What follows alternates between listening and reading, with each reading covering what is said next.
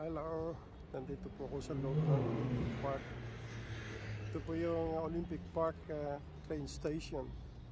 And dali lang po pumunta po dito from Sydney. And then sakay ka po ng train. Sure na yung signboard po ay papasok sa Olympic Park station. So yan po yung Olympic Park Stadium.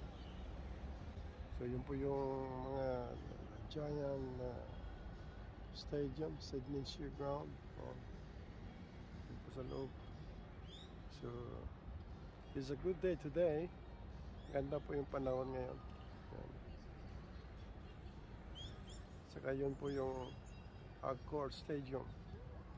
Diyan po pinapalabas yung mga malalaking events.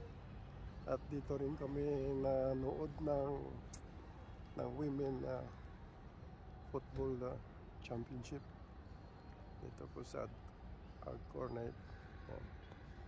So ito po yung mga kapaligiran ng Olympic Park. So maganda pong araw ngayon. Yan.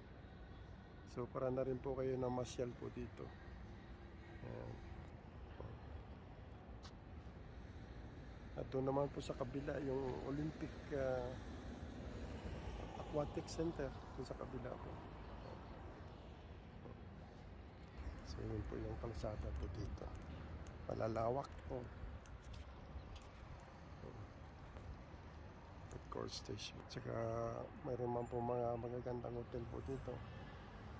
May hotel, this hotel at saka Pullman. Last time we stay in Pullman Hotel. May mga concert po dito.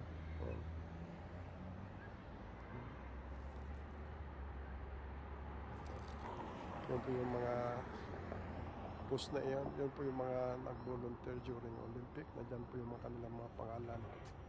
Also including my two daughters. Hindi po busy today dahil po ay wala naman po event po dito sa loob ng Olympic Park. Yan. Yan. Yan po yung kapaligiran po dito ng Olympic Park. Punta po tayo doon sa Aquatic Center. So may swimming pool. Yan. Ang ganda ng pine tree na ito. Yan.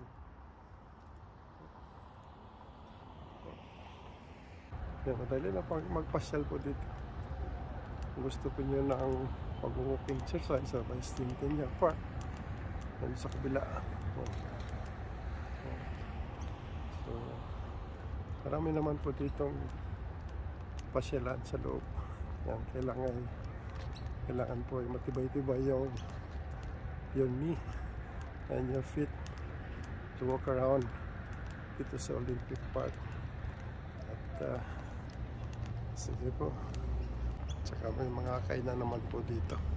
Kaya walang problema. May McDonald's. May mga takeaway shop. Yan. Okay. Pasyal po tayo dyan sa Aquatic Center. Hi. Dito po ako sa labas ng Aquatic Center. Dito po yung Sydney Olympic Park. Yan po. Yung ginanapan po ng Olympic 2000. Yan po yung Aquatic Center. Sydney Olympic Park.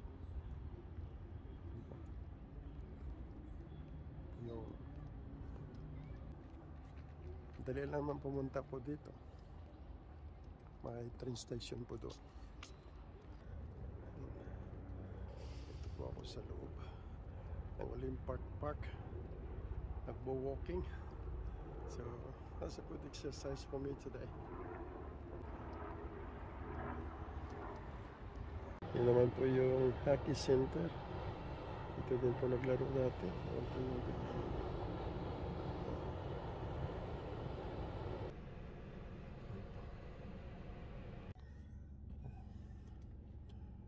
Pauwi na si Lolo.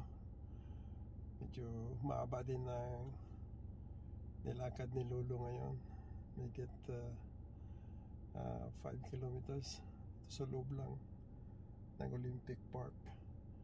Yan, medyo pagod na. So that's a good exercise for the senior citizen. Yan. Hope na. Salamat po sa lahat na nanonood po ng aking video. Thanks very much to all of you. God bless. Bye.